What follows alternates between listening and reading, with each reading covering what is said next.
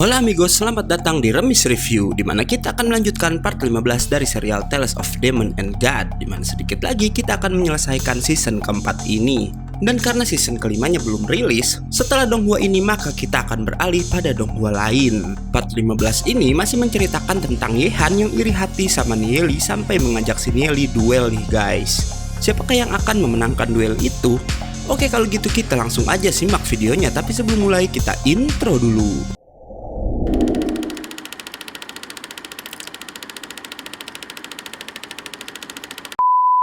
Setelah keributan dalam perjamuan di part kemarin, Nieli pun berbincang dengan Raja Kota. Dan di sini kita akhirnya mengetahui alasan sang raja nggak memilih Ziun menjadi patriark selanjutnya. Itu karena tugas patriark sangatlah berat, bahkan ia sendiri sampai menelantarkan anak dan istrinya demi menjalankan tugasnya sebagai raja. Apalagi Ziun mempunyai hati yang lembut, yang menurut Yezong itu nggak cocok karena seorang patriark haruslah mempunyai sifat yang keras. Karena mengetahui semua konsekuensi berat untuk menjadi seorang patriark itulah, ia sebenarnya mencoba melindungi Ziun agar nggak bernasib sama dengan dirinya, dan makanya ia lebih memilih Yehan untuk meneruskan tahtanya. Raja Kota pun berterima kasih pada Nieli karena berkat si Nieli kemajuan kultivasi Ziun sangatlah pesat, sampai ia sekarang udah mencapai rank perak tingkat kelima. Perbincangan pun berlanjut ke ruangan Raja Kota di mana Yezong bertanya maksud Nieli membuat keributan secara terang-terangan dengan keluarga keramat di perjamuan. Yang ternyata Nieli sengaja melakukan itu agar keluarga keramat marah dan melakukan penyerangan, dan dengan begitu maka akan terbukti pengkhianatan mereka pada kota Glory selama ini. Nieli lalu berkata jika mereka harus cepat menyelesaikan arai pelindungnya karena keluarga keramat yang menguasai dinding bagian barat kota Glory bisa aja menyerang dengan memasukkan monster-monster iblis ke dalam kota mereka. Terlebih keluarga keramat sekarang bekerja sama dengan guild kegelapan. Mendengar itu sang raja pun meminta Nieli berjanji untuk menjauhkan Ziun dalam pertempuran. Setelah berbincang dengan Nieli, Raja Kota pun ditemui oleh Yehan di mana Yehan akhirnya menyatakan rasa sukanya pada Ziun pada Raja Kota. Tapi sang raja yang menganggap Yehan adalah kakak Ziun seperti nggak menyetujui hal itu. Yehan pun mengerti apa maksud raja dan dia bilang jika ia mundur dari kandidat patriark dan akan memberikan posisi itu kepada Ziun, dan Yehan hanya akan menjadi tangan kanan Ziun aja. Setelah mengatakan itu, Yehan pun lalu pergi untuk fokus pada latihannya. Keesokan harinya, gosip beredar di kota jika keluarga keramat sedang berselisih dengan keluarga angin salju, yang bahkan karena tekanan dari Raja Kota menyebabkan sebagian besar bisnis keluarga keramat mengalami kerugian. Karena itulah sang patriark keluarga keramat memerintahkan pria bernama Chen Gui untuk memutuskan kerjasama mereka dengan guild kegelapan agar sang Raja Kota tak menekan mereka lagi. Karena nggak ada bukti pemberontakan dari keluarga keramat. Shin lalu berpindah pada Nieli yang sekarang udah berada di kelas jenius. Ia lalu ditemui seorang anak sombong bernama Long Yu yang berasal dari keluarga Aoyun, di mana anak ini meminta Nieli untuk jadi pengikutnya karena katanya si Long Yu ini berada di 10 peringkat teratas di kelas jenius dan kini udah berada di rank perunggu tingkat kelima. Nieli lalu mengejek Long Yu dengan berkata ia nggak pernah mendengar nama keluarga Aoyun yang bahkan nggak ada dalam perjamuan di istana Raja Kota. Mengetahui Nieli menghadiri perjamuan, Long Yu mengira jika Nieli ini berasal dari salah satu keluarga besar dan bertanya dari keluarga mana Nieli berasal. Sebelum menjawab, Nieli pun bertanya Long Yu lebih memilih Yehan, Lin Jian atau Chen Fei. Dan Long Yu menjawab ia lebih dekat dengan Lin Jian. Mendengar itu, Nieli pergi sambil berkata jika ia akan meminta Lin Jian untuk lebih memperhatikan Long Yu, membuat si Long Yu marah melihat kesombongan Nieli itu. Namun anak yang bersama Long Yu mengetahui kalau itu adalah Nieli, anak yang udah mengalahkan troll bawah tanah di istana Raja Kota, membuat Long Yu auto kicap mengetahui siapa Nieli sebenarnya. Lu Piao dan Duze lalu berkata pada Nieli untuk apa mereka pergi ke akademi lagi, karena tak ada yang bisa dipelajari lagi. Namun Nieli berkata mereka ke akademi untuk menjauh dari ancaman keluarga keramat, karena akademi adalah salah satu tempat teraman untuk saat ini. Gak lama Nieli teringat ada sebuah bangunan tua di dekat kediaman Raja Kota dan mengajak teman-temannya pergi ke sana karena keluarga keramat gak mungkin mengganggu karena tempat itu dekat dengan istana. Dan lagi di sana mungkin ada benda berharga karena konon tempat itu dulu ditemukan oleh Yemo, kakek dari Ziun. Gak lama Ninger pun memasuki kelas dan langsung menemui Nieli, disusul dengan Lin Jian yang memberitahu Nieli jika ia harus hati-hati karena katanya di kelas jenius ada beberapa mata-mata dari keluarga keramat. Setelah Lin Jian, Yehan juga datang menemui Nieli dan langsung mengajak Nieli keluar menuju arena pertarungan. Sesampainya di sana, Yehan langsung berkata jika ia nggak merestui hubungan Nieli dengan Ziun. Ia juga bilang jika dirinya nggak melawan Nieli di perjamuan, cuma karena Yehan menjaga nama baik Ziun dan juga keluarga angin salju. Yehan pun lalu mengaktifkan armor naga emas pemberian Yezong yang bahkan kekuatannya berada di atas armor naga hitam milik Yezong sendiri. Tapi Nieli tentu aja nggak gentar dan ia pun mengaktifkan panda bertaringnya. Pertarungan pun dimulai dengan Yehan yang pertama mendominasi serangan. Hingga kemudian Nieli membalas serangan Yehan, tapi ia lalu mengeluarkan sebuah bola energi.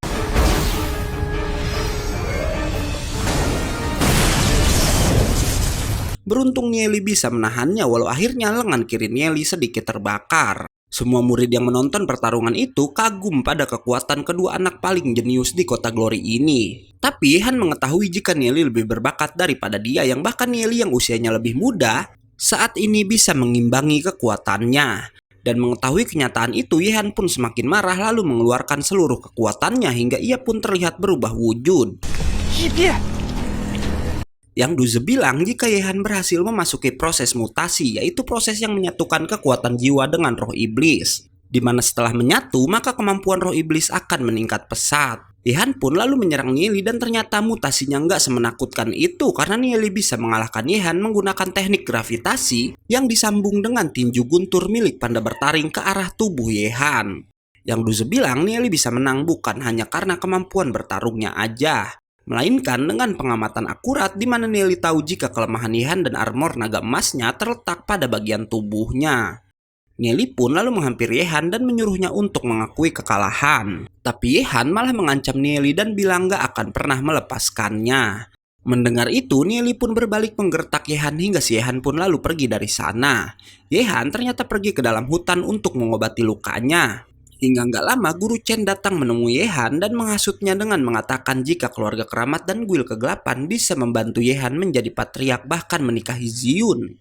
Awalnya Yehan marah setelah tahu jika keluarga keramat bekerja sama dengan Guil kegelapan. Tapi si Guru Chen licik bisa mengubah pendirian Yehan dengan berkata jika terus berpihak pada keluarga angin salju, maka Yehan hanya akan dianggap seperti anjing rumahan aja. Mendengar itu, Yehan pun mengingat jika selama ini ia selalu direndahkan dan gak dipercaya oleh para tetua angin salju. Hingga akhirnya Yehan pun ikut pergi dengan Guru Chen untuk membahas rencana mereka. Sementara itu, Nieli dan teman-temannya pun tiba di bangunan tua yang Nieli bilang di akademi sebelumnya. Lu Piao berkata sejak kecil ia selalu bermain di sekitar bangunan itu tapi gak pernah bisa masuk ke dalam karena bangunan itu dikelilingi oleh sebuah pelindung.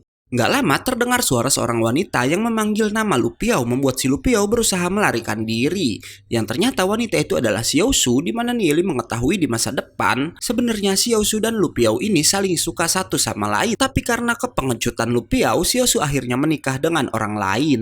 Walau begitu, Nieli bilang saat kota Glory diserang oleh para monster, Lu Piao ini melindungi wanita yang dicintainya itu. Xiao Su pun mengenalkan diri pada teman-teman Lu Piao dengan mengaku sebagai tunangannya.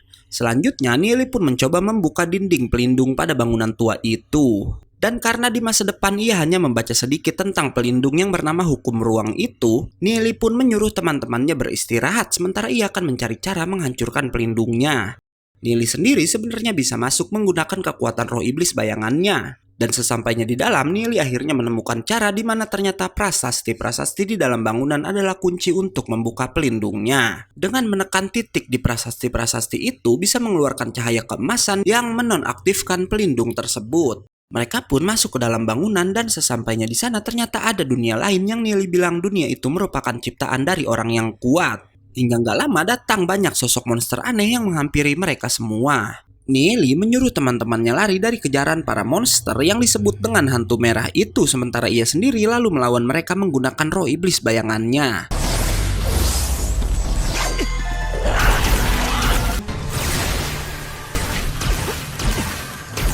Tapi karena jumlah hantu merah yang sangat banyak, Nieli pun akhirnya menyusul teman-temannya hingga nggak lama Lu Piao melihat sebuah cahaya yang Nieli bilang cahaya itu berasal dari seekor monster bernama Behemoth. Walau monster itu berbahaya, Neely meminta teman-temannya terus berlari ke arah monster itu dengan maksud agar si monster menghabisi hantu-hantu merah yang terus mengejar mereka. Setelah mendekati cahaya itu, Neely meminta teman-temannya untuk berjalan perlahan dan menahan nafas mereka untuk menghindari si behemoth. Dan bener aja, setelahnya hantu-hantu merah yang mengejar mereka pun mulai dimangsa oleh monster besar tersebut. Tapi kemudian, Siosu yang gak sengaja bernapas karena tertabrak salah satu hantu merah pun lalu tertangkap oleh si behemoth. Beruntung Lupiao berhasil menyelamatkan Siosu menggunakan roh iblisnya. Dan karena keberadaan mereka ketahuan, Neely dan Ning-Er pun mencoba melawan behemoth sementara yang lainnya diminta membawa Siosu ke tempat aman. Tapi gak lama Ning-Er yang lengah malah tertangkap oleh behemoth hingga ia pun gak sadarkan diri.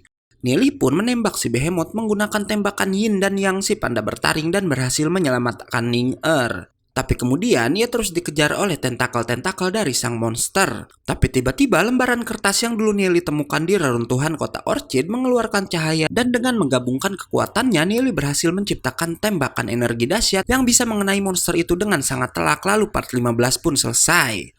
Oke, karena videonya udah habis, gue undur-undur dan Remis Review pamit.